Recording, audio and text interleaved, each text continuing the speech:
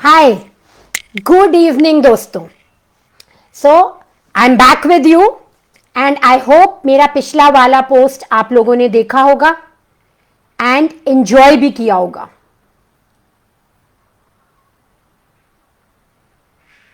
Right? तो आज का हमारा टॉपिक है डायबिटीज एंड ब्रीदिंग। अब आप लोग सोच रहे होंगे ये क्या है, राइट? सो आप सबको पता है कि ब्रीदिंग जो है सबसे इंपॉर्टेंट चीज है हमारी लाइफ में। यस, हम इस चीज का पता भी सांस से चेक करके लगाते हैं कि हम जिंदा हैं या मर गए हैं, है ना? हमारी लाइफ है या खत्म हो गई है। पर हैरानी की बात यह है कि जो इतनी इंपॉर्टेंट चीज है उसे हम फॉर ग्रांटेड लेते हैं। तो जब मैं बोलूंगी फॉर ग्रांटेड, मेरा मतलब है कि हम ऐसा सोचते हैं कि ये तो सबको आती ही है ठीक से, और इसीलिए हमें कभी भी लाइफ में जनरली ब्रीदिंग नहीं सिखाई जाती है। सो अगर दोस्तों आप लोग दिन में 3 या 4 बार अपनी ब्रीदिंग को चेक करते हैं तो आप मुझे कमेंट सेक्शन में प्लीज यस भेजिए, बिकॉज मैं जानना चाहती हूं कि मैं तो नहीं चेक करती थी, पर कितने लोग हैं जो अवेयर हैं इस चीज को लेकर और वो अपनी ब्रीदिंग को चेक करते हैं। अगर नहीं चेक करते हैं तो मुझे चैट बॉक्स में यस लिखिए। क्यों? कि आज से आप करेंगे। सो मैं क्या बोलती हूं? मैं बोलती हूं कि आप कम से कम दिन में 3 बार 30 सेकेंड्स के लिए एक ब्रेक लें और देखें कि आपकी ब्रीदिंग कैसे हो रही है। क्यों? क्योंकि ठीक से ब्रीथ करना बहुत इंपॉर्टेंट है। और आज हम जिन लोगों की बात कर रहे हैं डायबिटिक्स, उनके लिए और भी ज्यादा इंपॉर्टेंट है। क्यों? क्योंकि डायबिटीज में जनरली ऑक्सीडेटिव स्ट्रेस बढ़ जाता है। हमारे ऑर्गन्स जो हैं वो कम ऑक्सीजन के साथ परफॉर्मेंस कर रहे होते हैं, इसीलिए बहुत अच्छे से एक्टिव नहीं रहते हैं। इसीलिए हमें फटीग रहता है, हमारे शुगर लेवल्स हाई हो जाते हैं, हमें और कॉम्प्लिकेशंस होने लगती हैं। तो आइए देखते हैं कि आप ऑक्सीजनेशन अपनी बॉडी की कैसे बढ़ा सकते हैं और हमें कैसे ब्रीथ करना चाहिए। सो आर यू रेडी? अगर आप रेडी हैं तो प्लीज मुझे थम्स अप दे दीजिए एक।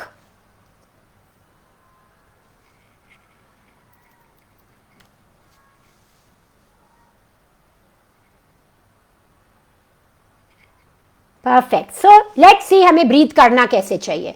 तो आप लोग सब एक बैलून टेस्ट है जो मैं बोलती हूं सब करेंगे आज। तो let's start with balloon test. तो आपने ये इमेजिन करना है कि ये बॉडी आपके हिप्स तक, जब आप बैठे हुए हैं तो पेट के नीचे तक एक गुब्बारा है, ठीक है? आपने इस गुब्बारे को हवा से भरना है। सो प्लीज स्टार्ट एंड गुब्बारे को हवा से भरना शुरू कर लीजिए।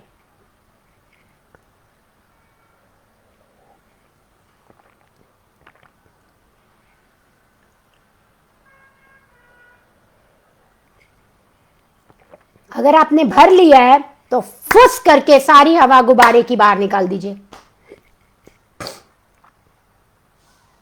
अब एक चीज नोट करिए, जब आप हवा भर रहे थे तो क्या जो आपका एब्डोमेन है, जिसे हम पेट कहते हैं, वो क्या बाहर आ रहा था या अंदर जा रहा था?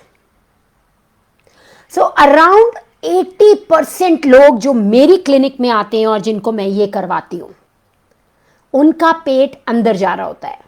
तो या तो उनका पेट अंदर जा रहा होता है और उनके कंधे ऊपर आ रहे होते हैं, मतलब यहां स्ट्रेस होता है, गर्दन में ऐसे लाइनें पड़ रही होती हैं, राइट? कोई भी एक चीज मतलब दूसरी उल्टी है। इसका क्या मतलब है? सो दोस्तों, इसका मतलब यह है कि आपने गुब्बारा तो ऊपर से भरा पर नीचे से उसको ऐसे पकड़ के रखा हुआ था। तो ऐसी सिचुएशन में क्या गुब्बारा भर पाएंगे आप? नहीं भर पाएंगे, राइट? क्योंकि आपने नीचे से तो दबा के रखा हुआ है। तो आप जब हवा भरेंगे बस ऊपर ही ऊपर हवा भरी जाएगी और थोड़ी सी हवा भरने के बाद आप और हवा नहीं भर पाएंगे अंदर, राइट? एंड इसका क्या, इससे क्या होगा? हेलो कौन? डॉक्टर? इससे क्या होगा? इससे ये होगा कि हमारे सेल्स को जितनी ऑक्सीजन चाहिए, या हमारी बॉडी को जितनी ऑक्सीजन चाहिए वो हमें नहीं मिल पाएगी, है ना। तो अगर हमने गुब्बारे को नीचे से जकड़ के रखा हुआ है और ऊपर से हम हवा भर रहे हैं, तो क्या हम उतनी हवा भर पाएंगे जितनी अगर हमने गुब्बारा नीचे से ना पकड़ा होता तब भर पाते, राइट। ऐसे ही हमारी बॉडी भी है। तो आपको क्या देखना है, आप जब सांस अंदर भरेंगे तो आपको देखना है कि आपकी बॉडी बिल्कुल रिलैक्स्ड हो। तो आइए इसको एक बार करते हैं साथ में, ठीक है। तो हम धीरे से सांस भरेंगे अंदर, पेट बिल्कुल बाहर निकालेंगे और आप देखेंगे मेरे शोल्डर्स बिल्कुल नीचे आ गए हैं, है ना, राइट। अब आप धीरे धीरे सांस बाहर छोड़ देंगे और आप देखेंगे मेरे शोल्डर्स ऊपर आ गए हैं क्योंकि मेरा पेट अंदर चला गया है। दोबारा करेंगे ऐसे,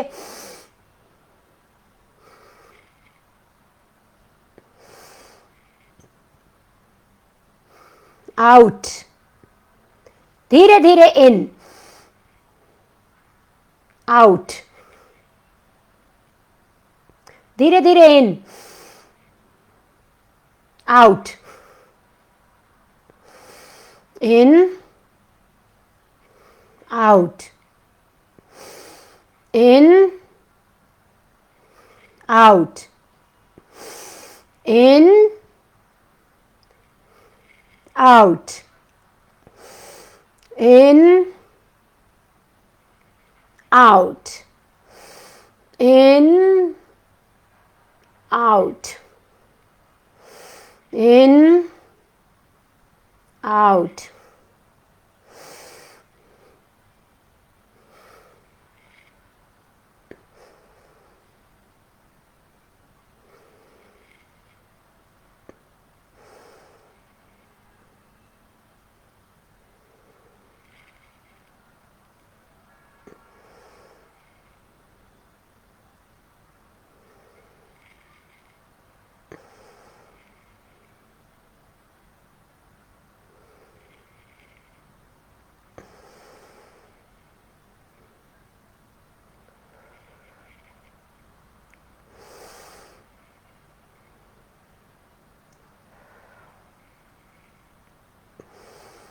हम ये पूरे 20 टाइम्स करेंगे।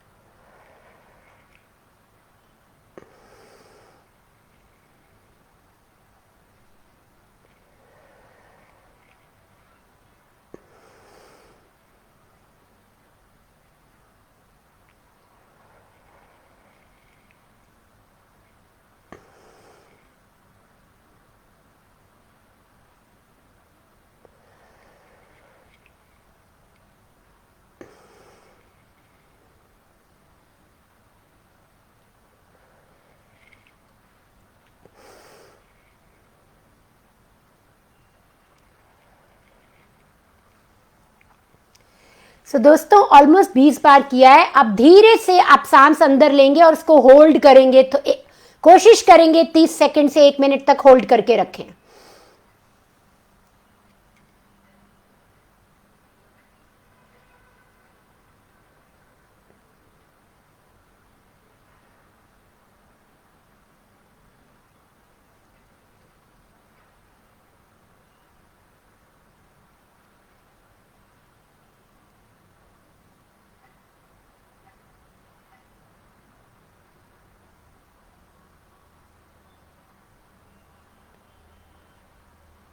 अब धीरे धीरे सांस छोड़ेंगे।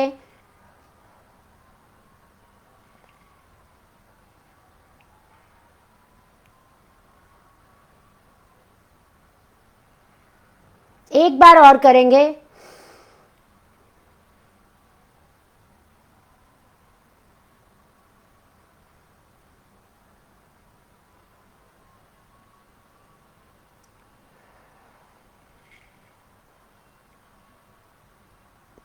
अब धीरे धीरे सांस छोड़ेंगे और अपने पेट को जितना कमर के साथ चिपका सकते हैं चिपका देंगे। स्पाइन बिल्कुल सीधी रहेगी, कोई भी ब्रेक नहीं होना चाहिए जब हम ऑक्सीजनेशन कर रहे हैं अपनी बॉडी की।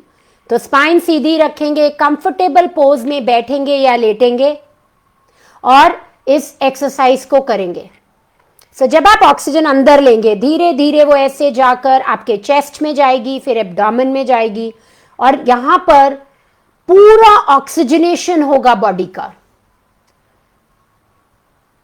एंड इससे क्या क्या फायदे होंगे? इससे आपका गट हेल्दी होगा, इससे आपके स्ट्रेस लेवल्स कम होंगे। शुरू में हो सकता है आपके सिर में थोड़ा सा सनसनापन जैसे फीलिंग आए, हो सकता है आपको लगे बहुत ही सिर खाली हो गया है, थोड़ा चक्कर सा ही आ रहा है, अभी उठ नहीं सकते हैं। तो धीरे धीरे शुरू करिएगा। शुरू में अगर आप चाहें सिर्फ 10 करें, फिर 20 के बाद आपको होल्ड करना है, ब्रेथ साइकिल पूरा करना है और फिर आप 2 साइकिल्स या 3 साइकिल्स तक भी जा सकते हैं। बहुत इंपॉर्टेंट ये समझना है कि जब भी आप इसको करें, एक तो पेट भरा नहीं होना चाहिए। खाने के 2 घंटे बाद या खाने से 1 घंटे पहले इसका राइट टाइम है करने का। तो जनरली मैं कहती हूं लोगों को कि रात को सोने से पहले भी अगर आप ऐसे 5-6 ब्रेथ्स ले लें, पूरा साइकिल नहीं, 5-6 ब्रेथ्स, तो भी आपकी स्लीप क्वालिटी बहुत बेटर हो जाती है।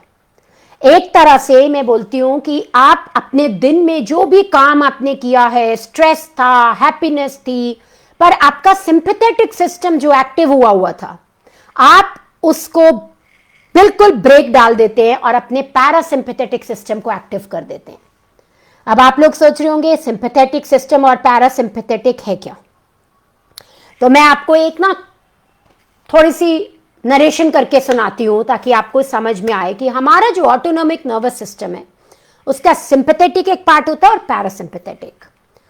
जब हमें भगवान ने या क्रिएचर ने या जिसने भी सुप्रीम पावर ने क्रिएट किया, ठीक है, तो उसने क्या किया, हमें बोला कि यार ये सबसे मेरी फेवरेट क्रिएशन है, ठीक है, तो इसको जो है मैं कोई कुछ नहीं करना पड़े, इसको अपने आप ही इसका सांस चलता रहे, इसका दिल धड़कता रहे, इसका डाइजेशन चलता रहे, बॉडी में एनर्जी रहे, ठीक है, और ये आराम से रिलैक्स करे। इसके जो बेसिक इसको जिंदा रखने के लिए, ठीक है, या जीवित रखने के लिए जो कार्य करने पड़ते हैं वो इसके अपने आप होते रहे।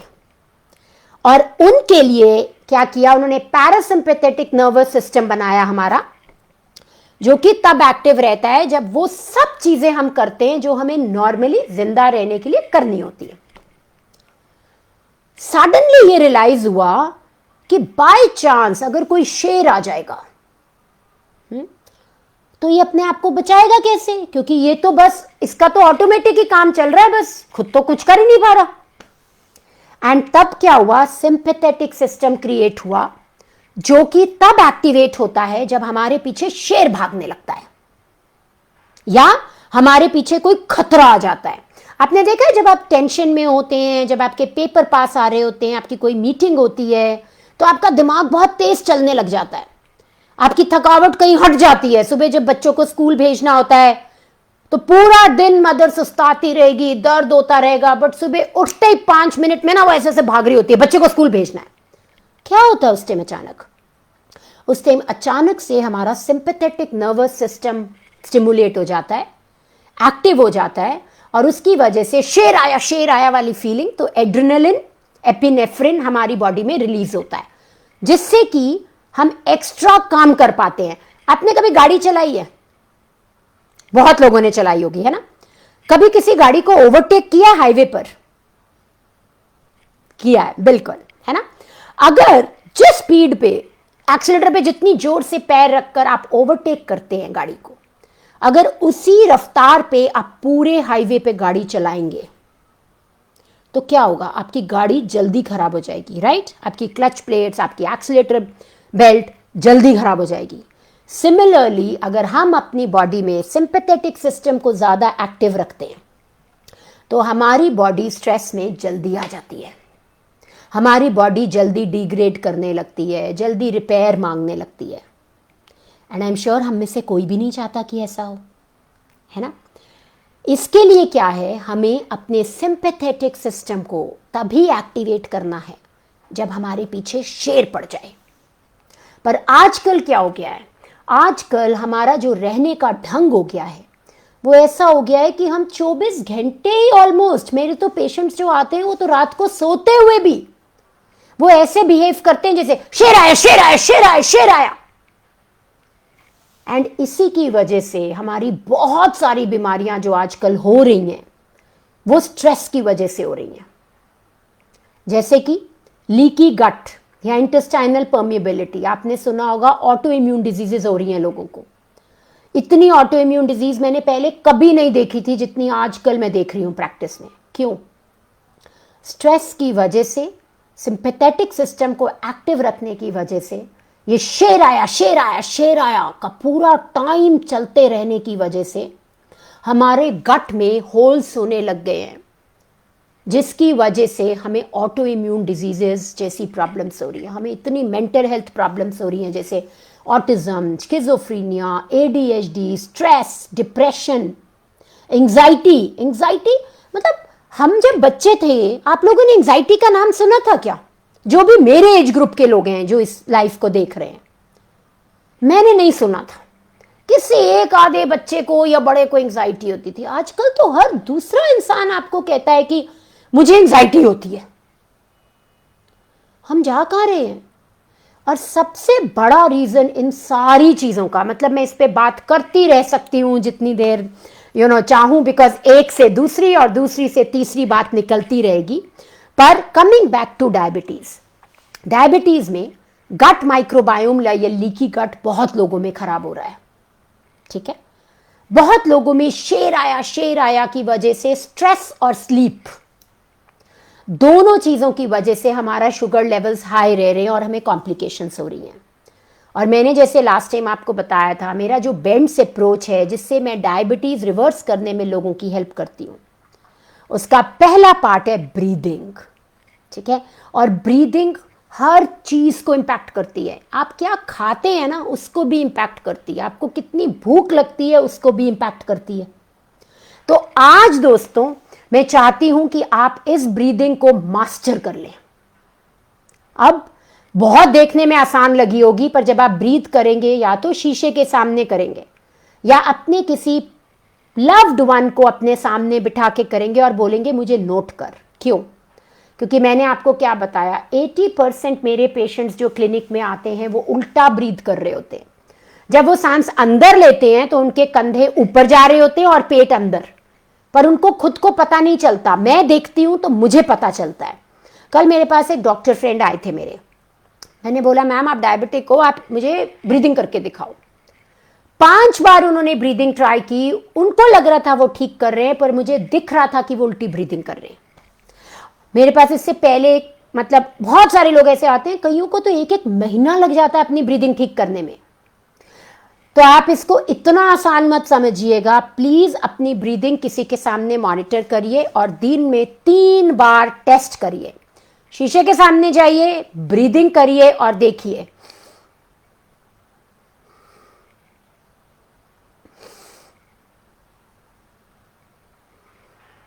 साथ में गुब्बारा भी फुलाइए ताकि आपको समझ में आए अंदर हो क्या रहा है। और अगर आप ठीक से ब्रीदिंग कर लें तो प्लीज फेसबुक हमारे एक वीडियो को लाइक करिए, जितने लोगों के साथ हो सके इसको शेयर करिए और इस पे अपनी वीडियो बना के अपलोड करिए। मैं चेक करना चाहूंगी, देखना चाहूंगी कि आप ठीक कर रहे हैं कि नहीं कर रहे, और आपको आगे गाइड करना चाहूंगी। बिकॉज अगर ये ठीक हो गया तो आप समझ लीजिए कि डायबिटीज रिवर्सल में अब आप आगे निकल गए हैं, रुकने नहीं वाले जब तक रिवर्स नहीं होगी डायबिटीज। राइट? आई होप आपको ये अच्छी लगा होगा। अगर अच्छा लगा तो शेयर करिएगा, लाइक करिएगा, हमें भी मोटिवेट करिएगा।